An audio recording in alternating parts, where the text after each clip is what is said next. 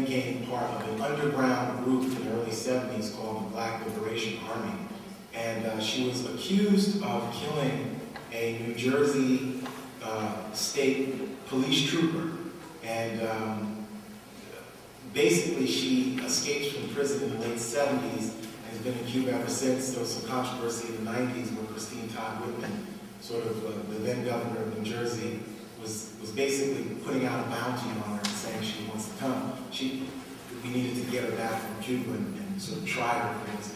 But basically, when we think about Assata is part of a group of both black and white radicals of the period, or revolutionaries, who felt that they were going to deploy violence somehow strategically enough to foment a revolution. And that's a very tough period to look at historically, because in certain instances, innocent people were killed, including police officers. In certain instances, revolutionaries were killed who were innocent. So it's a very, so I wouldn't put them, in terms of Black Power, certainly in a macro way, they're part of it. There's just such a small group of people who did that. I think sometimes what people do is disproportionately focus on it. The white version of this is Weather Underground. They blew up a brownstone in Greenwich Village on March 7, 1970, and they had a bound-making factory. Now, the Weathermen really don't represent the new left in terms of unrest. It means that it's a small offshoot of activists who are willing to use violence. And you have that among the Black movement too, basically. And I'd like to pick up on that, because that is one of the issues related to the definition of Black Power, because that kind of narrow part of the movement's emergence has somewhat overtaken this concept of Black Power. So the term evoked fear nationally as meaning, black men in arms going to, shoot up everyone and so on and so forth, when in fact that was only one dimension, and a dimension that larger parts in fact rejected. Yes, sir. If I can also add about that, that was also something we see with the origins of the Black Panther Party, which basically started in California. The reality of the matter is that the Black Panther Party started as an organization, a peaceful organization, basically to protect African American citizens from police brutality. However, under Hoover, it was painted as one of the strongest terrorist acts and organizations in the United States, and we know basically they were inside plants with that. But there were earlier movements, of course, in 1831 with Nat Turner. I can't think of the individual, but he was also a Caucasian. I think in 1859, 1860, John Brown, made in Harper's Ferry too, was an incident in which we have individuals that have taken up arms in defense of their citizenry. So these issues are not always terrorist. Sometimes it's about self-preservation and about protection of communities. Yes. Yeah, but what do you say to people who say that the Obama movement they want to see this as a big event, a big peace? Well, I say one of the things I argue with Obama is that he's a kind of rich figure in terms of like a figure who synthesizes aspects of what has come before, and at the same time points to new directions. So I think when you look at just an empirical level, after the 65 Civil Rights Act, the first wave of black politicians got into office using two strategies. One strategy was the black nationalist strategy, and that's the strategy of basically mayors like Coleman Young in Detroit, Kenneth Gibson in Newark, Maynard Jackson in Atlanta. And that strategy was predicated on aspects of racial solidarity, that these cities had become blacker and browner, and you needed both blacks and Latinos. Because remember, in Newark, Kenneth Gibson couldn't have won without 10% of the Latino vote. He got a good amount of the vote.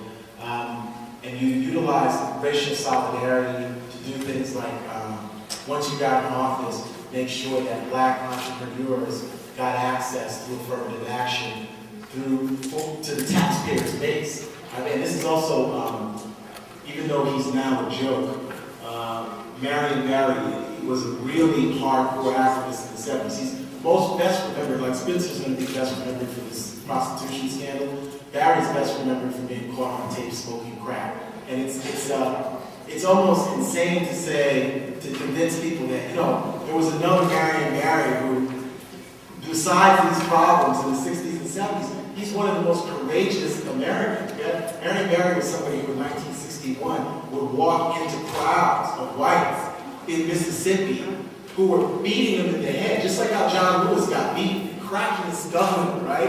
And Barry wouldn't flinch. He wouldn't fight back either. So he's a guy who's been hospitalized and all this stuff, but then 20 years later we remember him in this negative way.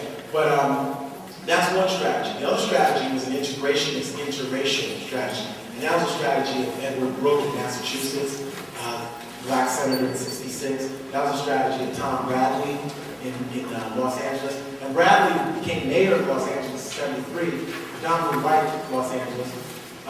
Did not become governor of predominantly white California. It seems like Los Angeles whites were more willing to vote for him than whites in the larger state. And Dave Dinkins in New York had a coalition. Harold Washington had a multiracial coalition in Chicago. And I think what Obama has managed to do is really synthesize aspects of both of them, where he's this multiracial, he's built a multiracial coalition that that builds upon the civil rights strategy, but also amplifies it. Because at the national level, it's always been very tough to have any black political figures. I think we have 3 black governors, and right now there's 1 black senator, right? And the reason that is because nationally, it's tougher to forge a coalition of white voters who are willing to vote for you. And he's managed to do that. He actually had to break with the civil rights rank to do that, because civil rights activists were more used to playing what people call brokerage politics, and political scientists are right here with me. Brokerage politics, where basically, you know, you serve as an in-between between white politicians and the black community. So Obama, it's very interesting that there's something very audacious about saying you're going to be president even though, you know, you're black. Well, Geraldine Ferrara says we're all lucky to have this, so I'm waiting for my hands because I always felt great, but now I see that we're actually in a better position by being black. So I'm expecting the endowed chair at Harvard. As a black guy, the extra stuff. I didn't know. Thank you for pulling me in. Everything is even better being black. I think your question is very interesting. If I could just that on this one question from Dr. Kibbe.